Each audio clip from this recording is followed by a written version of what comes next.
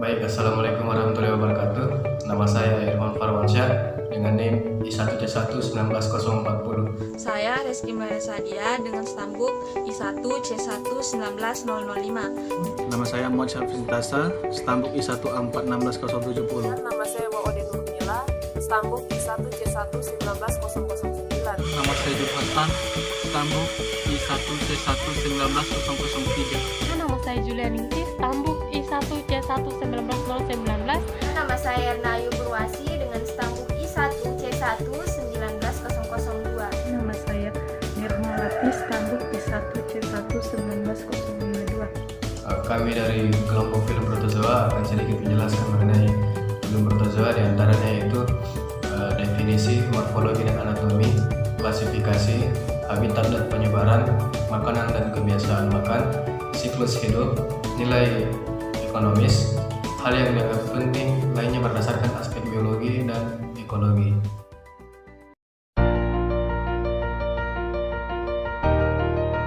Filum protozoa. Protozoa adalah mikroorganisme menyerupai hewan yang merupakan salah satu filum dari genus Protista.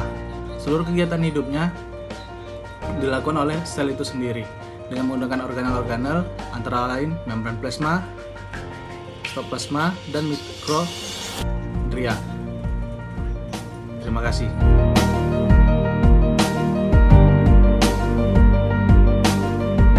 Di sini saya akan menjelaskan bentuk morfologi daripada filum protozoa.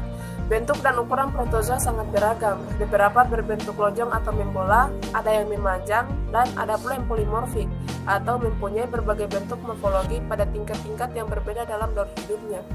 Beberapa protozoa berdiameter sekecil 1 mikron, yang lain seperti Amoeba protus berukuran 600 mikron atau lebih. Beberapa Ciliata yang umum berukuran 2000 mikron atau 2 mm, jadi dapat dilihat dengan jelas tanpa harus pembesaran. Setiap sel protozoa paling tidak memiliki satu nukleus, akan tetapi beberapa protozoa memiliki nukleus bahu rangkap pada sebagian besar siklus hidup.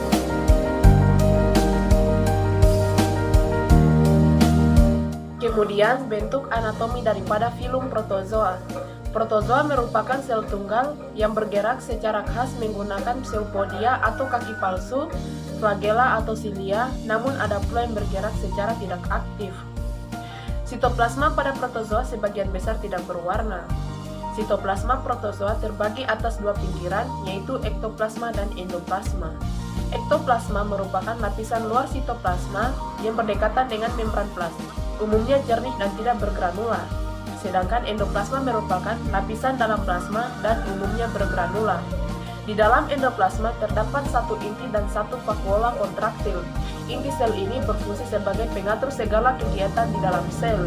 Vakuola kontraktil berfungsi sebagai organ ekskresi sisa makanan dan mengatur agar tekanan osmosis sel lebih tinggi dibandingkan tekanan osmosis di sekitar sel. Protozoa dapat berada dalam bentuk vegetatif atau bentuk istirahat yang disebut kista. Protozoa dalam keadaan yang tidak menguntungkan dapat membentuk kista untuk mempertahankan hidupnya. Protozoa tidak memiliki dinding sel dan tidak mengandung selulosa atau kitin seperti pada jamur dan alga. Kebanyakan protozoa memiliki bentuk spesifik ditandai dengan fleksibilitas ektoplasma yang ada dalam membran sel.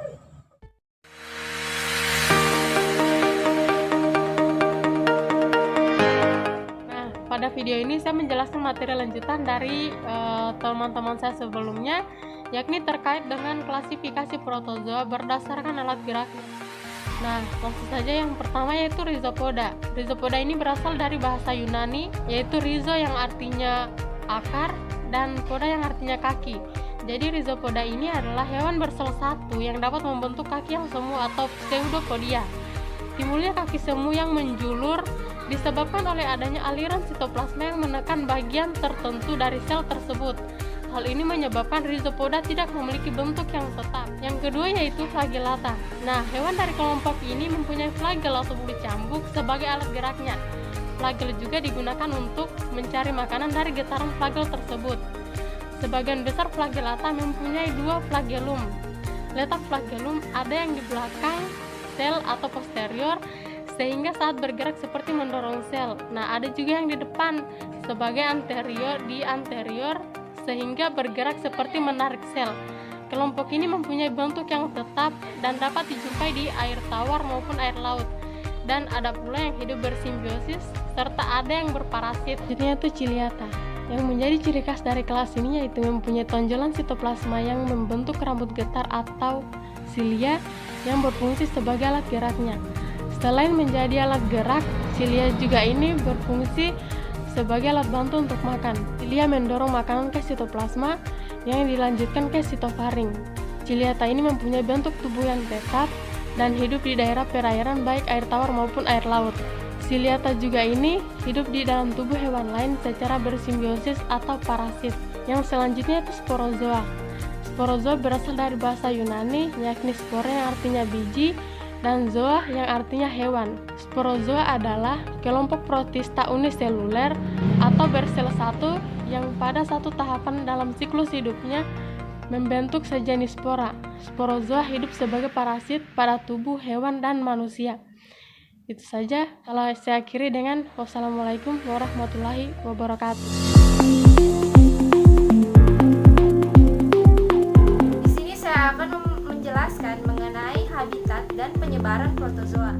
Langsung saja, protozoa ini hidup secara soliter atau berkoloni pada habitat yang beragam. Protozoa umumnya hidup di air atau setidaknya di tempat yang basah. Mereka umumnya hidup bebas dan terdapat di lautan, lingkungan air tawar ataupun daratan yang banyak mengandung sampah atau zat organik. Protozoa yang hidup di lingkungan air tawar dapat kita temukan pada sungai, danau, sawah, kolam, parit, dan selokan. Protozoa yang hidup bebas di alam contohnya Amoeba proteus dan Paramecium caudatum. Beberapa spesies protozoa juga ada yang bersifat parasit, hidup pada organisme inang.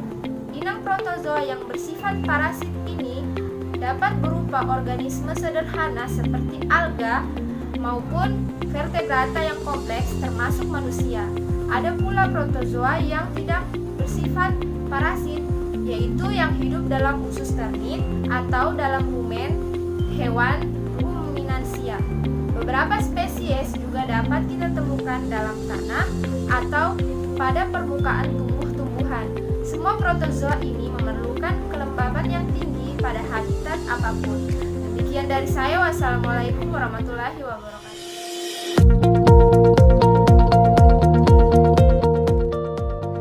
Di sini saya akan menjelaskan makanan dan kebiasaan makan filum protozoa. Makanan filum protozoa yaitu bakteri dan uniseluler lain. Kebiasaan makan filum protozoa yaitu mendapatkan makanan dengan memanfaatkan bahan organik yang disediakan oleh organisme lain, dan sebagian besar spesies memperoleh makanan dengan proses di mana sel berubah bentuk dengan mengirimkan pseudopedia untuk melakukan kontak dengan partikel makanan. Sekian dari penjelasan saya. Assalamualaikum warahmatullahi wabarakatuh.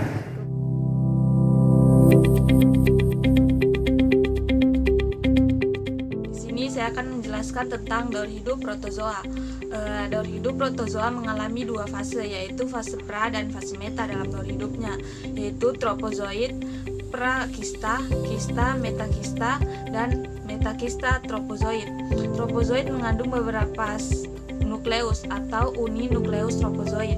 Kadang tinggal di bagian bawah usus halus, tetapi lebih sering berada di kolon atau rektum pada manusia atau hewan mamalia lain melekat pada mukosa. Tropozoid menyusup masuk ke dalam mukosa usus besar di antara sel epitel sambil mengekresi enzim proteolitik. Tropozoid terbawa oleh aliran darah menuju hati, paru-paru, dan organ lain. Hati adalah organ yang paling sering diserang oleh tropozoid selain usus. Di dalam hati, tropozoid memakan sel parenkim. Fungsi amuba selain jaringan usus disebut juga amobilitas sekunder atau ekstraintestinal. Tropozoid dalam intestinal akan berubah bentuk menjadi prakista. Bentuk kista yang matang mengandung kromatid untuk menyimpan unsur nutrisi glikogen yang digunakan sebagai sumber energi. Kista ini adalah bentuk inaktif yang keluar melalui feses. Kista sangat tahan terhadap beberapa bahan kimia tertentu. Di dalam air, kista dapat bertahan selama kurang lebih sebulan, sedangkan di dalam feses yang kering, kista dapat bertahan selama 12 hari. Bila air minum atau makanan yang kita konsumsi terkontaminasi oleh kista, maka kista akan masuk menuju sistem pencernaan dan terjadi ekskistasi di ileum. Dinding kista akan robek dan keluar amuba yang akan membelah diri menjadi 8. Amuba bergerak ke usus besar, makan dan tumbuh membelah secara aseksual di dalam usus besar. Sekian dari video saya mengenai daur hidup protozoa.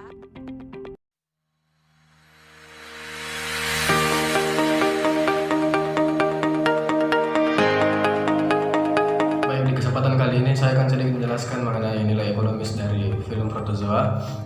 Protozoa yang hidup di air tawar dan air laut merupakan zooplankton yang menjadi salah satu sumber makanan bagi hewan air, termasuk udang, ikan, kepiting yang secara ekonomis bermanfaat bagi manusia.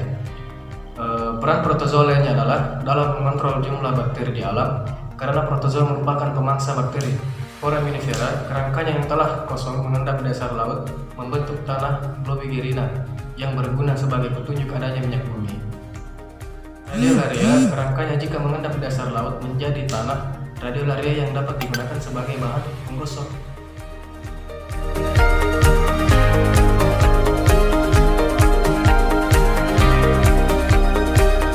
Di sini saya akan sedikit menjelaskan tentang poin yang ke-8, yaitu hal yang dianggap penting lainnya berdasarkan aspek biologi dan ekologi pada filum protozoa. Langsung saja, sebagai predator, mereka memangsa uniseluler atau berserabut ganggang, bakteri, dan mikrofungi. Protozoa memainkan peran baik sebagai herbivora dan konsumen di dekomposer, link dari rantai makanan. Protozoa juga memainkan peranan penting dalam pengendalian populasi bakteri dan biomas. Protozoa dapat menyerap makanan melalui membran sel mereka. Beberapa, misalnya amubas, mengelilingi dan menelan makanan itu, dan yang lain lagi memiliki bukan atau mulut pori-pori, kemana mereka menyapa makanan. Semua protozoa mencerna makanan di perut mereka seperti komparlemen disebut vakuola. Sebagai komponen dari mikro dan meiofauna, protozoa merupakan sumber makanan penting bagi mikrovertebrates. Dengan demikian, peran ekologis protozoa dalam transfer bakteri dan ganggang produksi ke tingkat tropik berurutan adalah penting.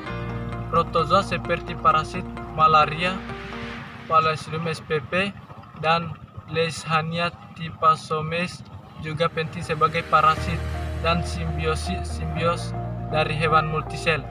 Beberapa protozoa memiliki tahap kehidupan bolak-balik antara tahap proliferatif, misalnya tropozoites, dan kista aktif.